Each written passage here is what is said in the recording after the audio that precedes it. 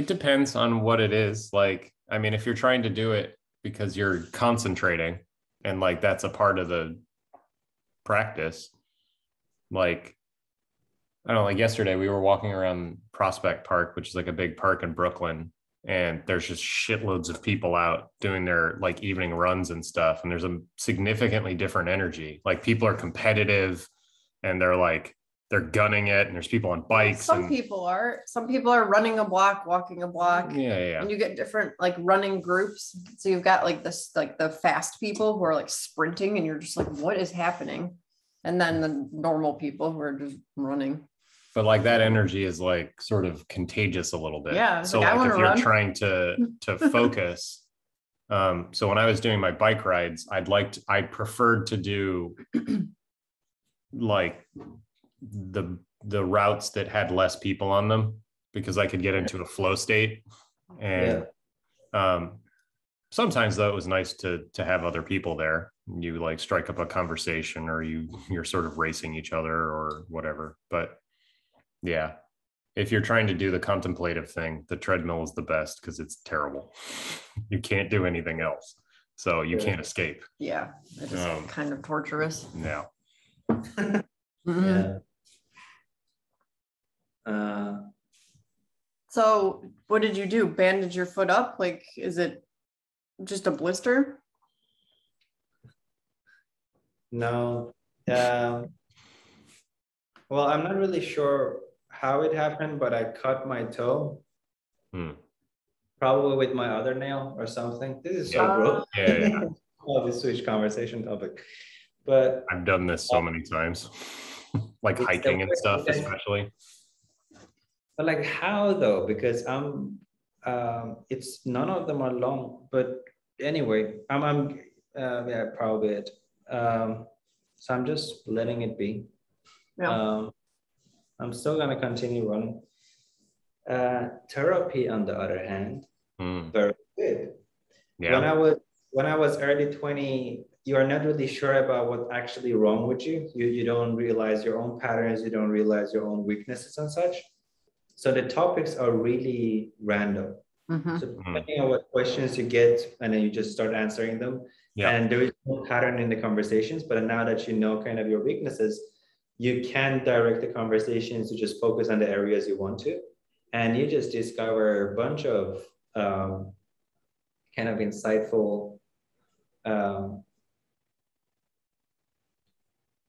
things, like the way that you answer some questions surprises you, and it's very revealing when you do. Yeah, that part is good. I'm glad I did it. Nice. Yeah, we'll continue to do it, but I'm definitely going to record a conversation so I can actually listen back, because I feel like that's probably better than any other podcast. That's interesting. I really wish I like couldn't get myself to do this for some reason. Like it's the same thing with writing. Like for the longest time, I couldn't like write because I didn't know how to relate to it. But yeah, like when I started working with the therapy, like I had the instinct that I wanted to record it, but I don't know why that I couldn't get over some. Yeah, I don't know. I think I was afraid that it would stop working or something. It was superstition nonsense. Like I was afraid to record it or something, but I wish I had.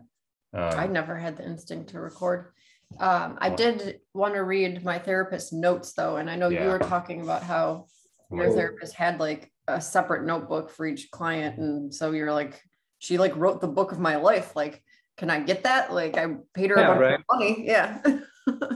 Which I had never thought about that. Like requesting, I mean, they probably would give them to you. I don't know. I wonder what it would be like chicken scratch. Yeah, it's probably going to be a lot of shorthand and mostly like, he's an idiot. Here we go again. There's no way. There's probably less writing when you're being an idiot. It's just like same thing, like same pattern that is whatever. And then you don't write anything else until you get into something new or tried this technique to get them out of that thing. Yeah. Yeah. Or you go, especially in the early sessions, where they go, there might be a sign of this or that. Yeah. No, we'll figure it out as we continue these conversations. Those type of notes I want to know. Yeah. Like what you thought in the beginning that it could be. Yeah. Like what's going on. Yeah. Yeah. I'm guessing it could be this or that, or like whatever. A snap judgment kind of thing, like sort of revealing of that's interesting. Those are usually right in the beginning, but then as you go on, but the first judgment is usually with these type of doctors would be great to actually know, but then you don't remember it. Like most of conversation I actually remember afterwards. But with these conversations, I guess it's because it's very emotionally charged. Not that I'm getting emotional during the conversations, but you're just getting things out. You don't remember what you are saying, but then sometimes I go, I wish I could listen back to what I just said, because I solved it for myself. Yeah. Well, part of, I think, the thing is you are encountering the material. Like the content matters to a degree, but it's more the processing of the content, like feeling what it's like to have that move through. So if you can relive that, like feel into like there's a release here, and then be able to explore what it's like to release in that way. It's effectively like material that you can like re-trigger and like explore on your own time. But he's saying he doesn't remember that. Well, that's what I'm saying. The recording could help with that. Part of it, I think, is it's like training. Yeah. You're training with a trainer, and you couldn't do it to yourself for a little while. So they're helping you get into like, you do this, and this, and then you just keep doing it. And then you just start doing it in life. Yeah. And that's when you're like, I don't think I need to be here anymore. And then that's the whole conversation of like, do I need to be here anymore? And that's interesting too. Yeah. And you can also like supplement some of this stuff with like psychedelic work. This is what I did. Because like that also gets you to those spaces, because you're sort of separated from your normal like conditioned behaviors. And so you can run into but it's like, it can be really sloppy if you don't know what you're doing, which why would you? What was the thing we talked about yesterday that came out with one of your advice to self? Remember? It was like, low stakes your way into some high stakes. Yeah. Because we were talking about like work stuff, and we just launched an app yesterday, and it's just a small thing. We shipped it before it was polished because we wanted to get people in it and using it, sort of like, I don't know, I guess a beta test. It is a beta test. It was a test flight app. And the felt sense of that, like, it's a lot of fun. You get a lot of information. There's a lot of energy. You get feedback though, like it's not working 100%. So like working through that. But it's the patterning. It's the same thing as therapy. So you're like exposing yourself. Just it's low end though. It's not a big deal. You're not going to get millions of people using it. It's not designed to do that. And so you start there. And once you get your feet under you a little bit, you're like, all right, let's go a little bigger. And let's go a lot bigger. Let's go to the moon. We know what we're like under pressure. We know what it's like to release a thing as a group, and like who will pick up what, and like what kinds of things show up. I think therapy is similar too. You start like you're just talking about stuff. And then sometimes in therapy, you're like, all right, I'm going to go try to do something outside of therapy and then bring it back in, talk about it. And then I'm going to go to therapy less often. Yeah.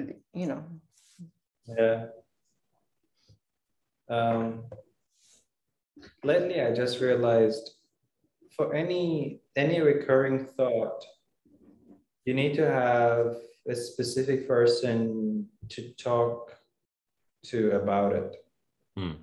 Whatever it is, whatever that is, keep jumping in your mind. in the past, I was kind of expecting the same person to kind of help me with more than just one thing, which is never ideal. It never happens. So you need help with this. Just bring one person to just have that conversation, those type of conversation with that person. And then whatever it is that keeps coming up to your mind, hire.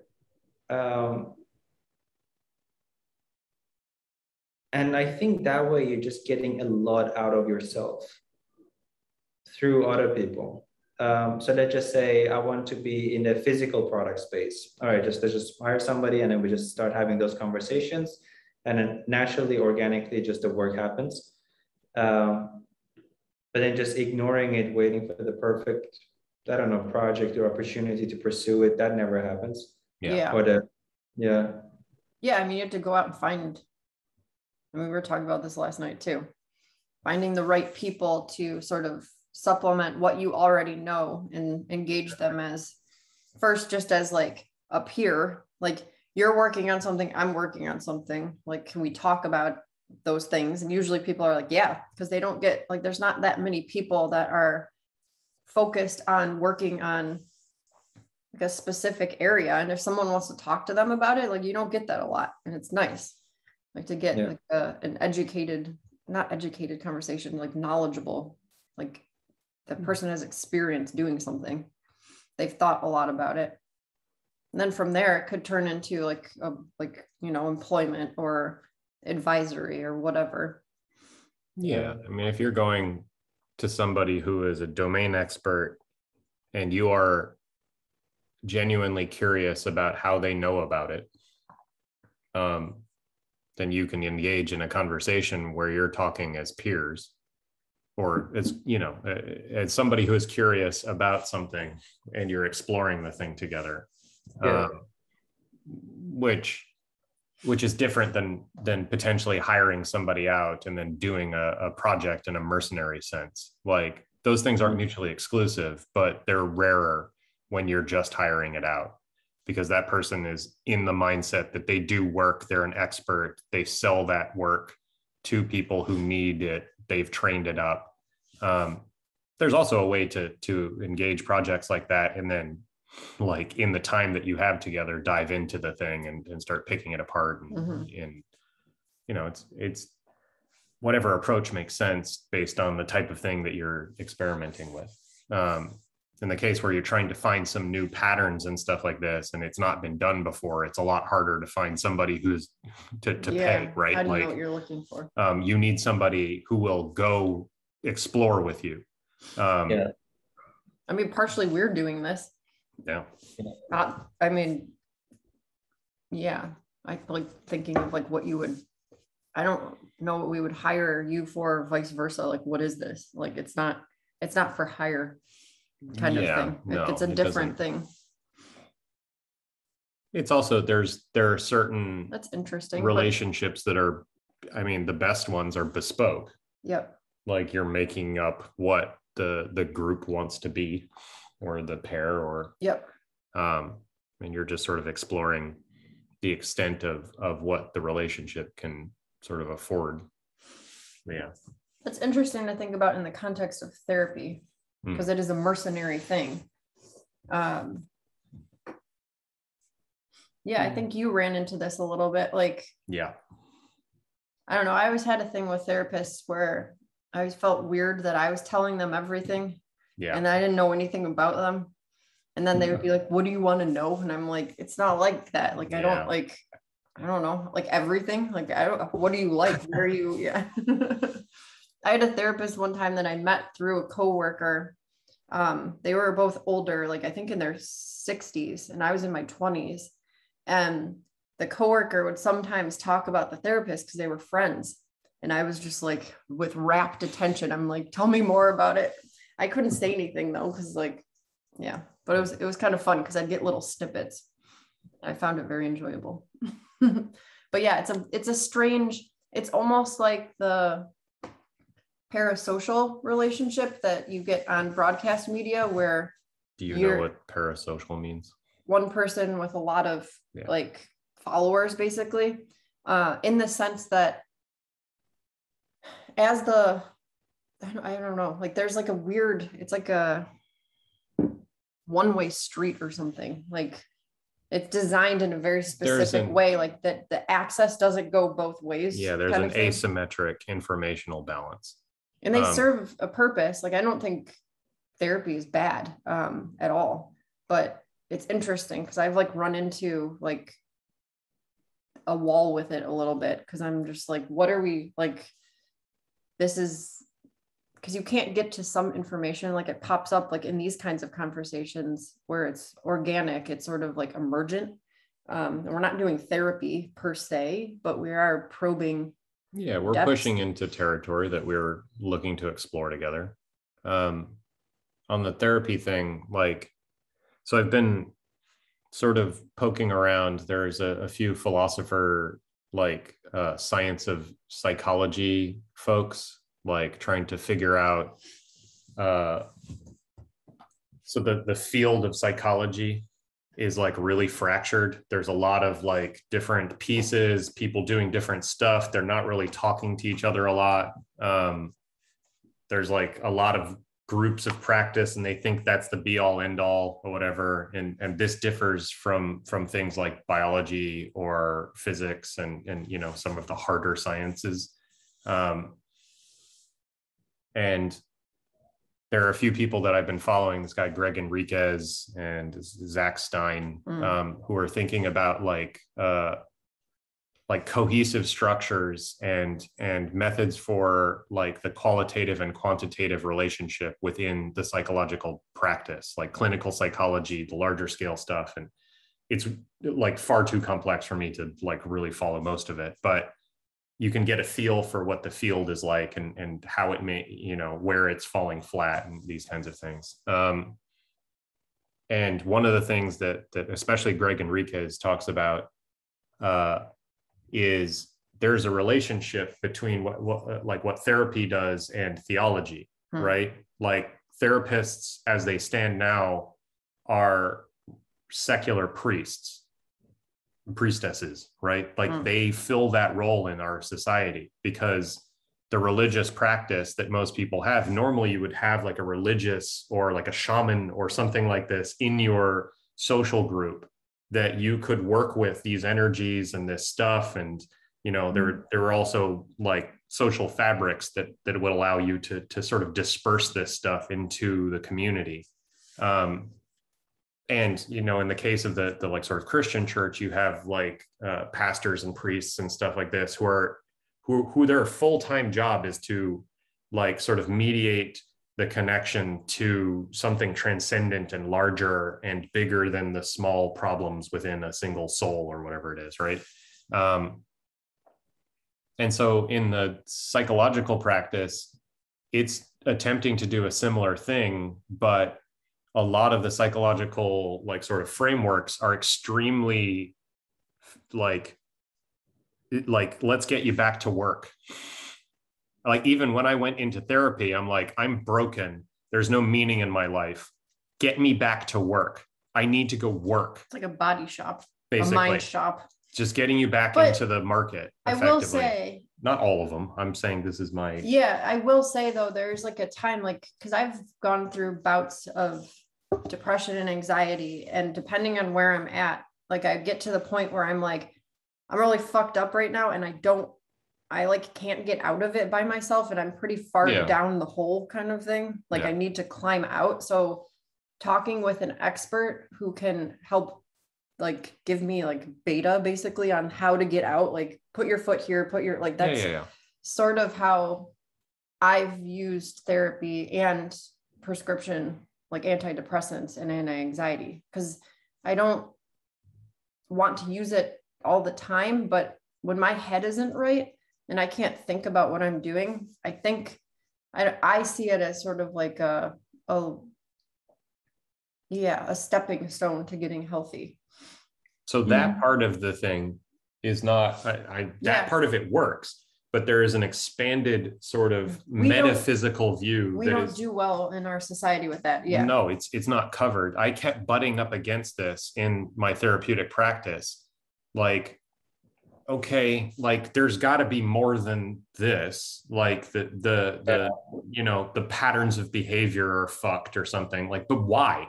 Like, so you start asking why enough, you end up in philosophy, does it, or theology, and the answers, such as they are, like there's no clear answers, but there are ways of looking at the world that are afforded within those bodies of thought that, you know, are closer to religious practice than they are like therapeutic, you know, anyways.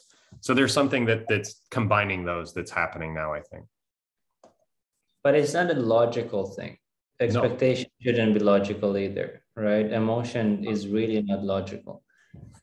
There's a patterning though. It has its own type of logic, but it is not rational necessarily. Like in the Cartesian sense of rationality, like numbers. Not with the conscious mind, yeah. Yeah. Most of it is in your subconscious.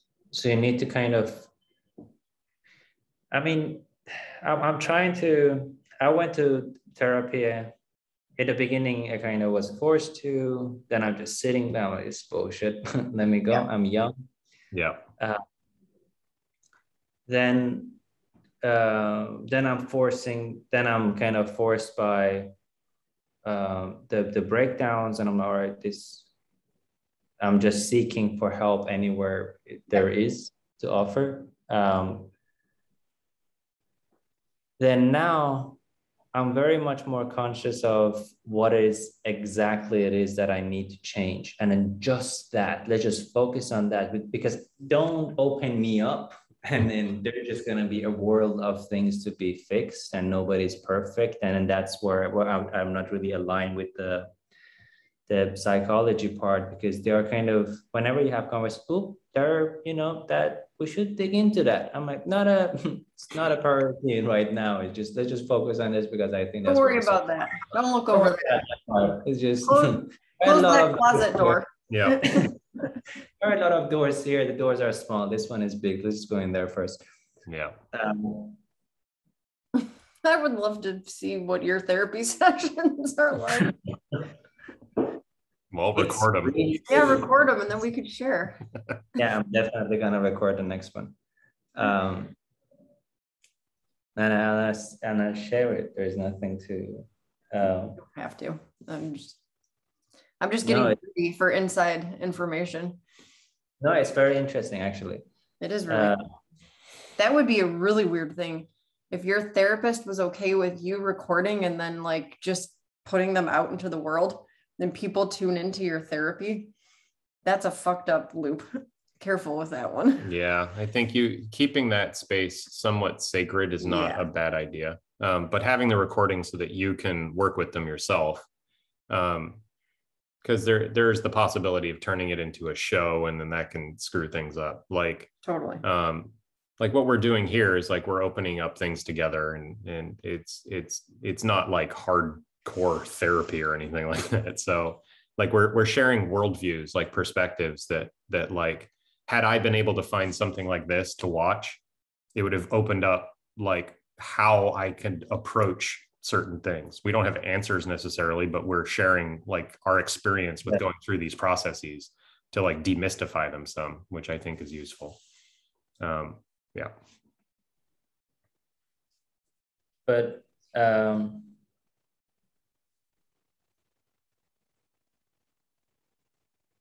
yeah, my focus for this entire thing has always been, I know what's wrong, because I keep being blocked by at the same stage of my life, and I reset, because reset for me is a very comfortable place to do. Yeah. And I'm like, my source of energy is not a healthy source. So I just want to change that, which is kind of connected to how you define yourself, which is connected to whatever events that you in your mind kind of put a lot of weight on. Yeah. For me, it's the whole stateless thing. Yeah. And I wish I just could reset, but because I don't want that to be a definition of who I am or what I'm gonna do until the rest of my life, that would be such a waste. So I need to redefine it. Then he goes, yeah, but how would you like to define yourself then? Simple questions, but you have no answers for it. Yeah. Yeah. But then there is some questions as like, I take responsibilities for everything. It doesn't matter if it's caused by me or not, but if I do, I get a sense of control, then I can do something about it at least. Yeah. Then he goes, well, you are very black and white. And I'm like, okay, cool. And you're like, yeah, look what I'm wearing right now. I'm like, check my handle. It's like all in or everything. Then he goes, then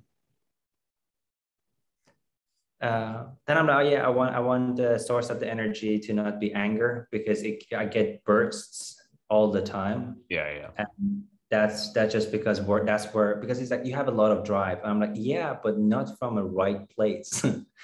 If it was from a right, healthy place, then I could actually properly put it in use and show some compassion with people that I meet in life, and better kind of build better relationships with people, which I don't, because I'm very like, let's just see what's the end of this. What's the value of continuing this? Then he goes, well, compassion, huh? Do you have compassion for yourself? Simple questions, but then I was surprised why yes didn't come up. Oh, I mean, this one kicked me in the fucking face. Yeah, this one was hard for him. And I'm like, why would I have compassion for myself? Who would do that? Why would you even try? Yeah. It's a tough one. That one is like a linchpin. If you can figure out that one, all kinds of things cascade in your life. Then I'm like, all right, define compassion. Mm-hmm. Then I'm like, isn't it that understanding for just understanding somebody's pain, where it comes from, kind of, right? You try to not resonate, but you try to put yourself in those shoes to feel the emotions they're feeling, right? But then I'm fuck, you're gonna draw from your own experiences. It's not gonna be the same thing, blah, blah. I'm just going to deepen it. And he goes, no, but compassion. But I've never had it. Like, I never actually got a chance whenever I got deported. I'm just going that mindset again. Yeah. Whenever I got deported, I never got a chance to actually defend myself. Like, a court would have been nice. Like, why I'm a piece of a trash? He's a piece of trash, huh? I'm not fuck. The words that I'm using is just all messed up. Yeah. And the more you talk about it, and I'm very mindful of just always keeping the conversation on the topic, because I have just 1 hour. And for some reason, I should probably extend it, just like 2 hours, 3 hours, just at least we solve something per call. So I have something to think about until the next one. But it's usually you're just thinking about what you said until the next call. Have you started journaling yet? No. That's where you get to play with this stuff. Then you get to work on it, because you can go journal about, why don't I have compassion? And your pen won't move across the screen or page, and then you can put it down, and then you're thinking about it. Yeah, the compassion practice in writing, you can't hide. If you write down, I'm a piece of trash, you have to look at it and be like, who wrote this? Why am I saying this? And be like, how can I rephrase this? How can I notice when that pattern of behavior comes up, even in the smallest ways? Like, you did that like shit. Like, who are you? Why are you? And like, working with the writing, you get to work with that critic all the time. And like, you can you can have like, the critic can be set aside. We don't do that here. Like, I write without a critic, and like, what does that feel like? What does that look like? Yeah. The compassion thing, like the being able to like step into a place where, like, I had to do it for other people to start, like, thinking about where other people like their patterns of behavior or their like instantiations in the world, and like looking at these behaviors and then trying to not understand them directly, because unless you're in somebody's head, it's impossible to fully get there. But like looking at people, that politics is how I ended up cracking this one. Like thinking about like seeing somebody's behavior and being like, if I thought like they thought, I would do exactly the same thing. Like they are conditioned by the way that they are seeing the world. That perspective is something that has like been conditioned in them through their circumstance and their ability or inability to like see how their mind works and like interact with that thing. And so what in me is acting through me through conditioning. And like if I have not had a handle on that because I'm not aware of it, how can I be angry at it? It doesn't make any sense. Like, but if I do know about it and I approach it like a dick, like I'm a dick to myself, of course I'm going to continue to be angry. So what is the opposite of that? You know, what is a different stance to take? How can I be like, this thing arose? Okay. That it came up because it's come up a million times before, but this time I know it came up and I can be okay with it. I'm like, yeah, you've done this a million times. You're really good at it. But this time we're not going to do that. And then you practice that. And then you get this opening, and the energy that was like potent fucking negative, like can be used to look at the world differently. And so you get to see a landscape that has always been there, but has been obscured by this like lack of compassion because you've just been fucking beating yourself up. It's hard to see things when you're punching yourself in the face. Yeah. Well, you see things through the anger, or the whatever it is, whatever the negativity is. This takes a while. And you have to find or for me, I had to find the smallest ways to do this. Well, because you're deconditioning and reconditioning something new out of that.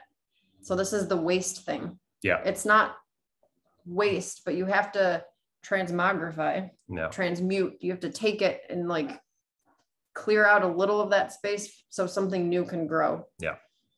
It's just little by little. And then the thing that you're trying to grow starts growing. The thing that you're trying to shrink starts shrinking. So I think a big part of this is learning new habits. Yeah. Yeah. And being patient with yourself, because it takes a long time, because the other stuff has been hardwired for however many years you've been alive, basically. Yep. Yeah. And he said it too, because he goes, well, you need to replace it. Yeah. Interesting, but what would you replace this with? Given like a simple question. So the why behind things, right? The reason that you are interested in the Web3. The personal attachment to that idea. What is it? Not how good it is and that's gonna be the future and it's, you know, unavoidable and all that. Just the personal attachment to it. I think that it, as a technology, most closely mirrors the human cultural patterning of connection. So humans are networked people. I feel like I've been saying this to everyone. I'm sort of honing my understanding of how I see it. Humans are networked people. We transfer information through cultural processes, and it's networked. Yeah. So that, like, there's hubs of information, like we just do this naturally. Human culture is a technology, but the Web3 is a digital technology because it is inherently a networked technology. It's like calling to like we can paint in all of these interesting ways that we congregate and communicate and share information through nodes and vectors because we just do it naturally. It fits very well. So all of a sudden we're like, holy shit, you could do this stuff. And it feels like the best feeling of being human. Like it helps us connect and communicate. And it's easier than the previous digital technologies. I'm not a technologist, or I'm a budding technologist. So how it differentiates from past technologies, like I can't get into, but there's a potency with this one that it just feels good. Like it's like, yeah, it's like coming home. You're like, oh, we know this. We know how to do this. We know how to use this. And I'm guessing that past technologies felt like this too, because there's a patterning to this. It's not that this one is like the one to rule them all. It's just the next best one to match our human, I don't know, connection. Yeah, there's some of that. Yeah, so that there's the broad, like sort of the nature of the thing is like in alignment with reality more so than like our previous instantiations of tech. That's nice. Yep. Personally, like in the immediate time frame, the times that I have like enjoyed building and like participating in things the most are in areas of development that are like this with Web3, early stage. It's pioneer territory. Not many people know what the hell is happening. And the way that you figure out what is happening is by getting together in groups and building stuff and playing with it. And you have to be goofy and you hold things lightly. And it is very improvisational, and you're maximizing for serendipity. Yeah. So it's fun. Your ego cannot be very large in this state. You need to prioritize like movement and play and like openness. And this is a good environment for me. Like it helps me remember what life is like. And the byproducts of it are like, hopefully now, like in the early versions of this, like I did the like 2000 bubble, but I didn't really know what was happening. Then I built Carbon Made in the Web 2 early days. So this is your third round. Yeah. That's so cool. And I'm aware though of what's happening now, like in a way that I was not aware of the previous two. And this part of the cycle, you meet people that you will end up knowing for the next decade, at least, sometimes longer. And you will build with these people. They are going to be building the things that are in the environment that maybe billions of people use.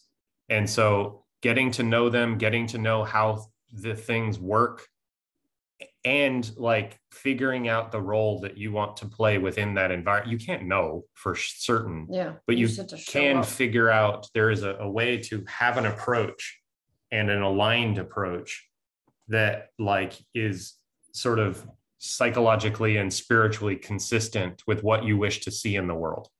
And there is an outside influence in this stage of development because there are not that many people doing it, which means that like if you put a pattern in the world and that pattern is useful or helpful in some way, other people will pick it up. And it is very gratifying to be able to see this. A lot of the time you don't get credit, and it doesn't matter though. It's fun to see the thing. Yeah. So it's also like the most fun you can have doing this thing, because the people who are playing right now in the actual stuff, in the experiences and the infrastructure or whatever, they tend to be there because it is the most engaging intellectual and creative work that you can do in the world. Rather, the money is fine, that's great, and like accolades and fame, and maybe you get some of that stuff, but it's a byproduct of like genuinely participating in something that wishes to be. So yeah, I don't know.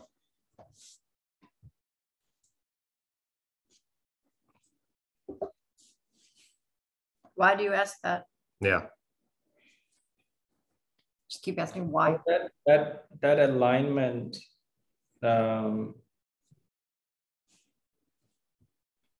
Well, that wasn't as personal as I was hoping for. There is something like with Dave's third time around, being actually aware of what's happening, and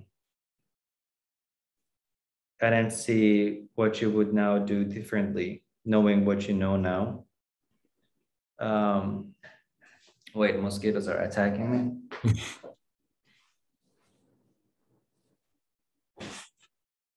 Even though I'm probably I'm armed with a bunch of these equipment for just having them not coming inside when the windows are open, but it's just unavoidable, it seems.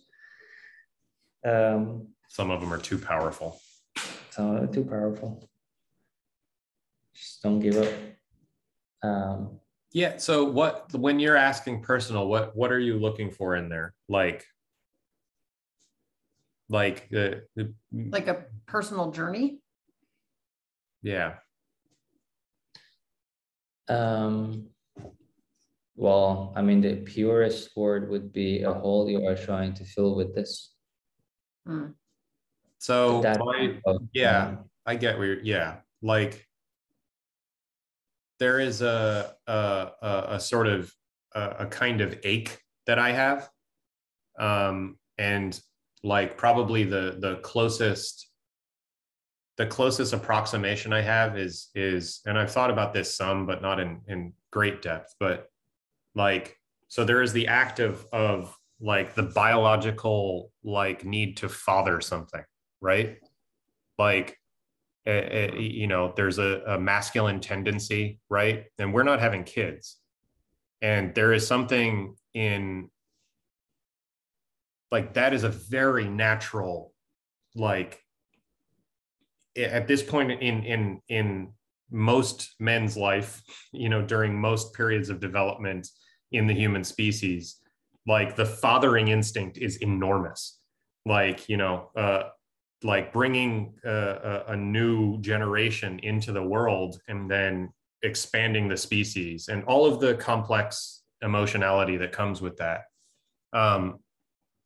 So I've taken some of that energy, maybe a lot of that energy, and moved it into, like, I'm old enough now that I don't need to aggrandize myself, like to go build something so that I can be a powerful something or other, which is another sort of male drive, not specifically male, like, it's on a spectrum.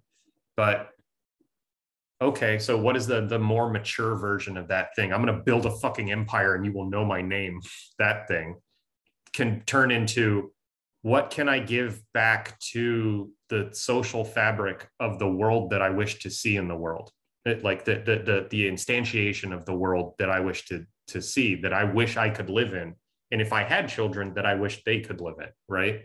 So there is some like driving force to do that with wisdom, and that wisdom is practiced. So doing this in a way that if I'm going to put patterns into the world with other people, like those patterns have like some level of longevity, some level of like, there's a legacy thing in there, and I'm still working out that, like, but whatever, for whatever length of time that they exist, and I am handing off this stuff because it's not mine, I'm stewarding it into the world. It is done in a way that like, I feel that I have done a good job at this, like, and defining what a good job is, what a helpful one is, what like giving to the public in some way, like making it better for the rest of us. There is that drive. It's not a whole, but it is like, yeah, it is an energetic push to, I don't know, something. That's as close as I can get for you. I think it's more of like a patterning, a way of being in the world for me. Like part of, on like a surface level, is a desire to alleviate human suffering, which is my own suffering, I guess. And I think the only way to do that is by being in relationship with people in a specific way. And it feels like the stuff Dave was talking about, early stage technology is like a really potent way to feel this, because you have to be in relationship with people working closely, and you're making something together. You're in relationship in a way that feels meaningful. Like we are doing something and it feels mission based. Like we are doing something that we feel like will alleviate human suffering, the people that we're finding. Like there's something here, and it can look, I mean, people don't use this language. But in the case of public media, for example, and public media infrastructure, and finding ways to ensure that people can connect, can communicate without, the influence from outside externalities, like it's a really difficult problem. So it feels good to solve that problem because most people can't think like this. So doing something in service of this larger thing that we are all part of, humanity, so that we can all be better together. We can suffer less. I can suffer less by being in service of this thing. I mean, people find their way. I mean, I think all people on some level want to alleviate human suffering. They might not be aware of it though, or they don't know how to do that. You have to start with yourself. Yeah, there is a sufficient or a significant pool of meaning in that work. But finding the expression through your skills and conditioning and what you can provide in the world, that's unique to most people. And in the past, you could sort of join a church and then like do the works that are, but we don't, like that stuff is not, we're in the process of redefining all of that now. So it's a lot of like show up, find other people that are oriented in a direction that like, and it's not just you're doing it in a nonprofit way, right? No. Like it's either charitable work or you're doing market work, all of these kinds of things. It needs to be a more complex version of these things because the world is very complex now. So I think another part of it is the need to be understood and like seen in a way that for who you really are. And the only way to do that is enacted, like in doing something. I don't know. I've just spent so much of my life with people that I feel like don't fully, like I'm not able to fully express like who I am. So I have to be a version of myself to appease like that group for whatever reason. Like I feel like I have to do this. I have to work in this way. I have to work in this area. I have to the thing about getting married and having kids, I didn't ever really want that and feeling like guilty about that. So looking for a place where people aren't expecting you to be like that. They can see you for like something else. Like I understand what you're trying to do because we're working on this thing together and we're finding ways of understanding and making things in the process. I don't know. There's something there too about, I don't know. You're allowed to like, be who you are without the like expectations that have been placed on you throughout from society, or your family or the town you grew up in, like that kind of stuff. You're going to do your own thing because it makes sense in this context with these people and it feels good.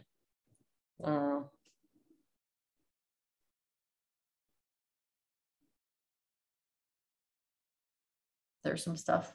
As you say.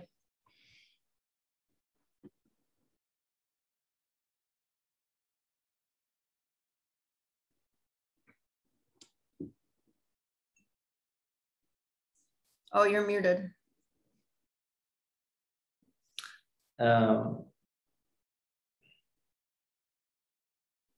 If you are kind of very much in line with it, and the why behind the things that probably gonna take a decade to, not a decade, probably 5 years or something, 3 years, whatever, how many years. If you're not going back and question them, you're gonna be much better off. In a lot of cases, I tend to like go and question the root of everything. And that instability kind of I don't know, unnecessary. There is a right relationship with questioning. Like, there's just this little, this little thing under the computer to just have it. So you place it like this on a table and you place a computer on it. Yeah. So you get it perfectly tilted just a little bit so it's comfortable to write and everything. But then it slips out. And then it makes a huge sound and the meeting is disrupted. It's fine. You have thoughts are lost. All right. That's like life. Yeah, I don't know. Like seeing the. We have to go early today. Oh, that's right.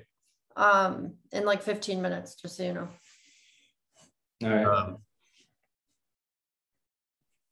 Yeah, I think that we're back to curiosity again. The right relationship to questioning too. I'm curious about that. Yeah. So like, how are you looking at, past behaviors and tendencies and, decisions and all of these kinds of things? Like, through what lens are you judging the merit of those decisions? There are a lot of different lenses that you can apply, and none of them are 100% right.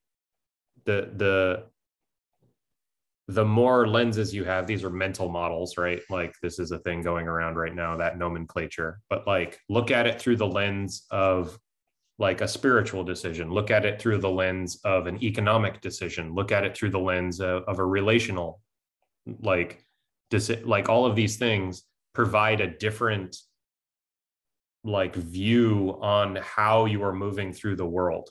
And you can condition, like through practice, understanding your behaviors and like, are they in alignment with the generalized direction of where you wish to be having it? Like, part of this is like in some of the practices that the people I've been like sort of following, scholars and stuff like this, and philosophers, there's this concept of having as one of the archetypes in your head a sage, like this person, like Socrates or Jesus or Muhammad or somebody like this, or Buddha, or somebody closer to the earth, like whatever, a saint or something like this.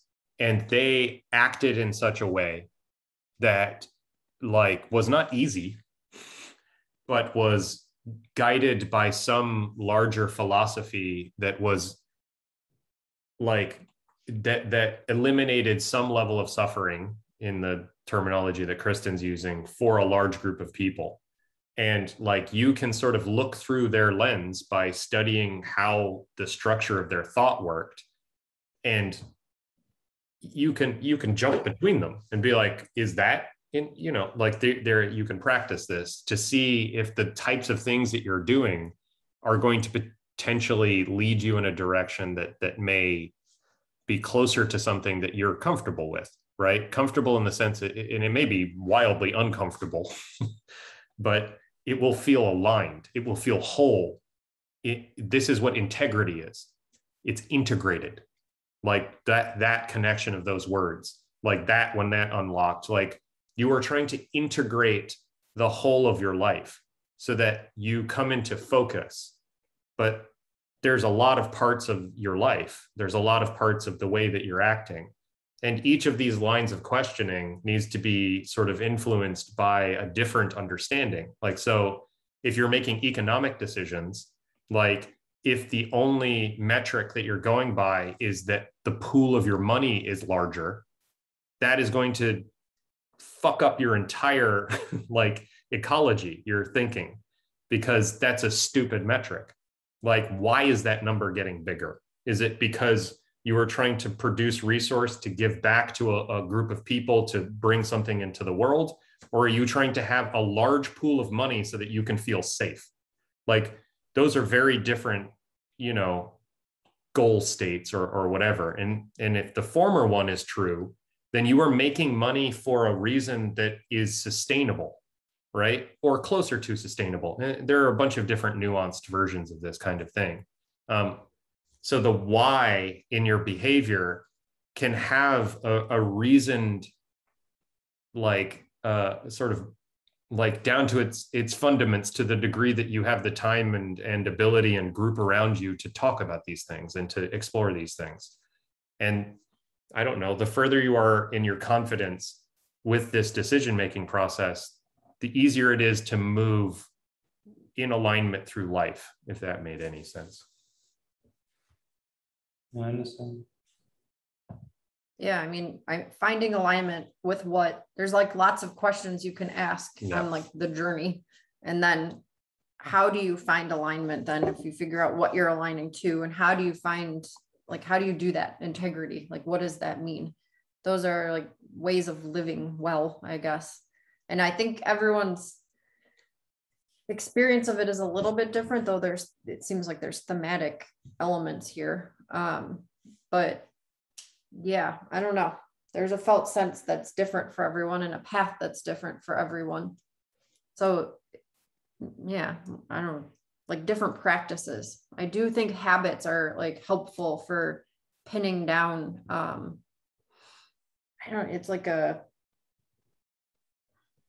it's giving shape, a container shape to the way that you live, so that you can tap into different states of being, which make it easier to be aligned, to feel like you're in integrity with, I mean, it's also abstract, but this is like having physical practices, having meditation practices, having a writing practice, finding meaning in work, like all these, like it's a lot of work though. It's a lot of different pieces. Yeah, I think so that like, so if you take a snapshot of your days, right? We've talked a lot about like present and past and like where you're living and all these kinds of things. And one of the like shortcuts here, I'm like, I wake up in the morning and there was a time where it was just a wrestling match. I don't want to do any of this stuff. I don't know why I'm doing any of it. It all fucking feels like shit. And like, I don't know what I'm working towards or why I'm doing anything.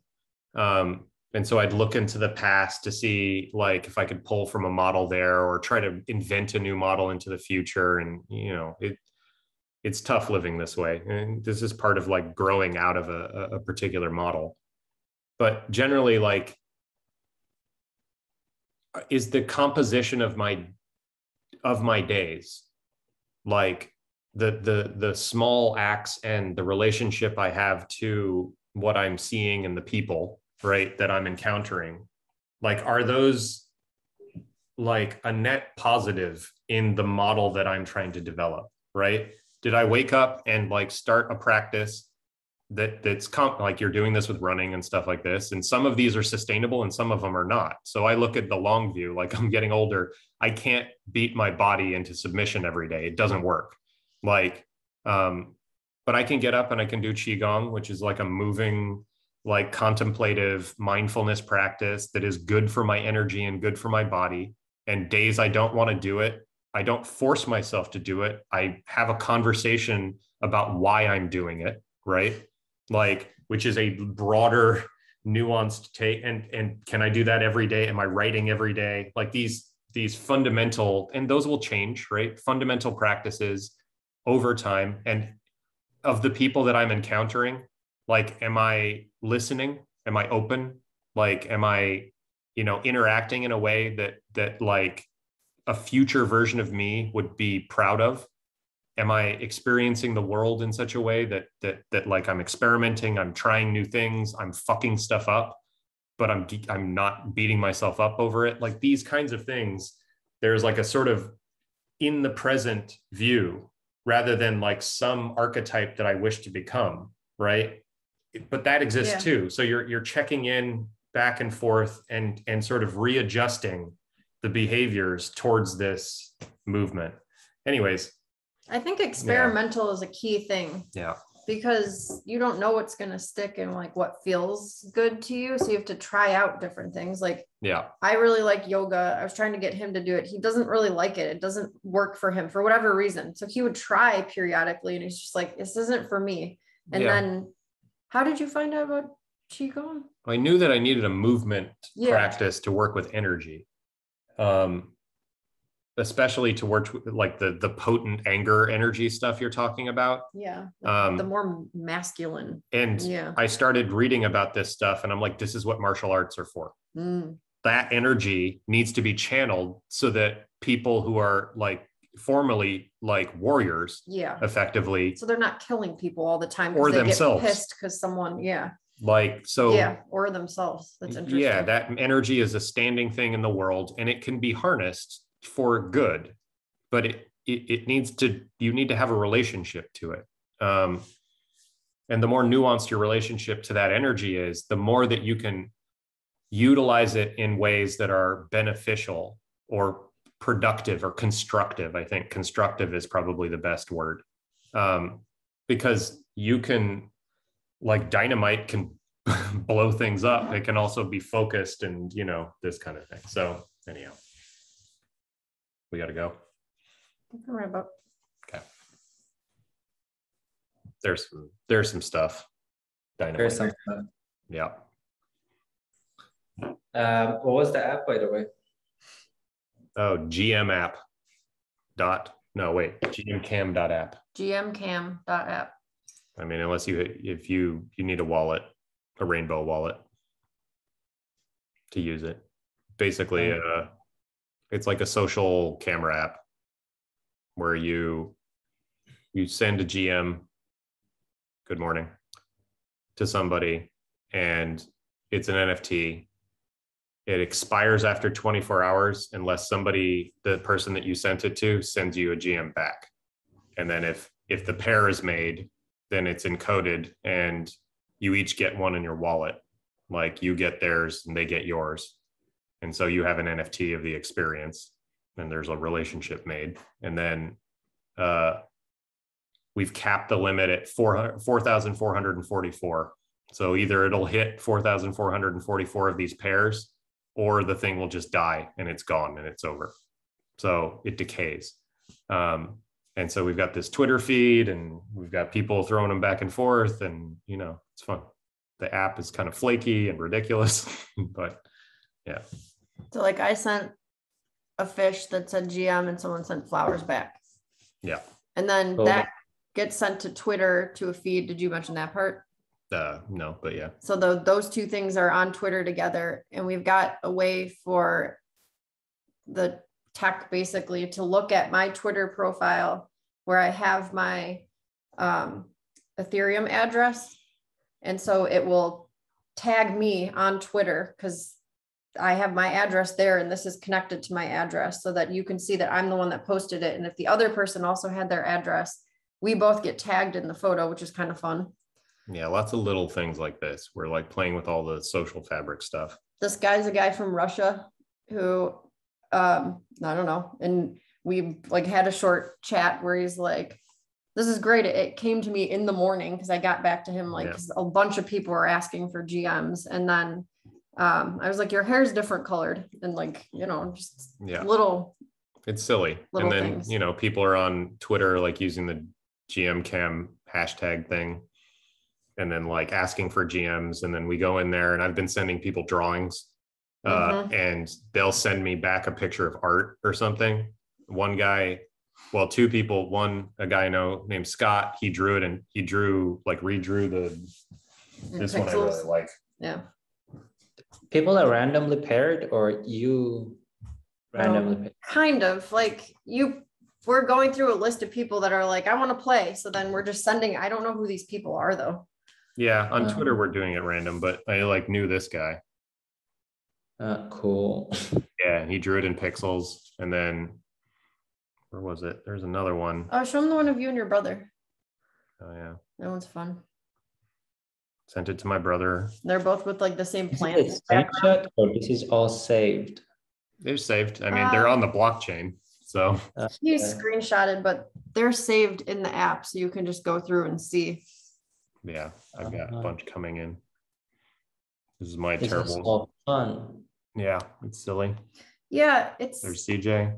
I So can send this it back is- a one.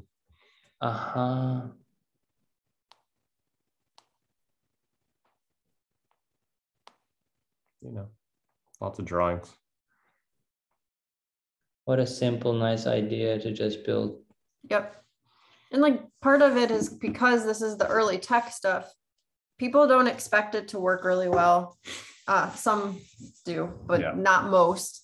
And there's like an understanding that we're pushing into, like, I don't know, the most that you can ask of the Ethereum blockchain to do this.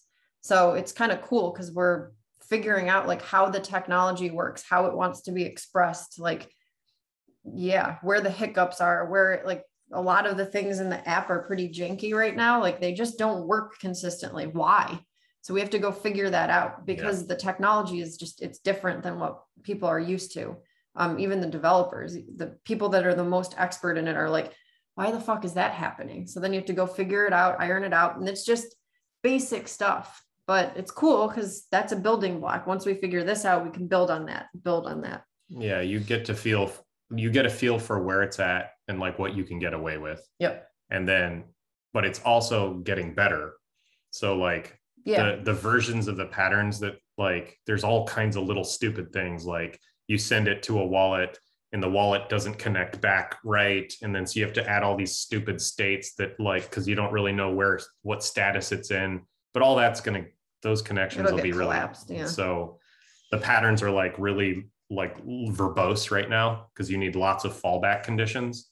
But in a year, all of that stuff won't be that, but it's fun right now. It's like really frustrating to work this way. Like I've forgotten, because back in the day, that's how everything worked. But you also love it. He says he loves working like this. Yeah, it's the most fun. We're sitting here, we're hacking on stuff. We call it build as research. So you're building to get the information and like research how to do it better. Yeah.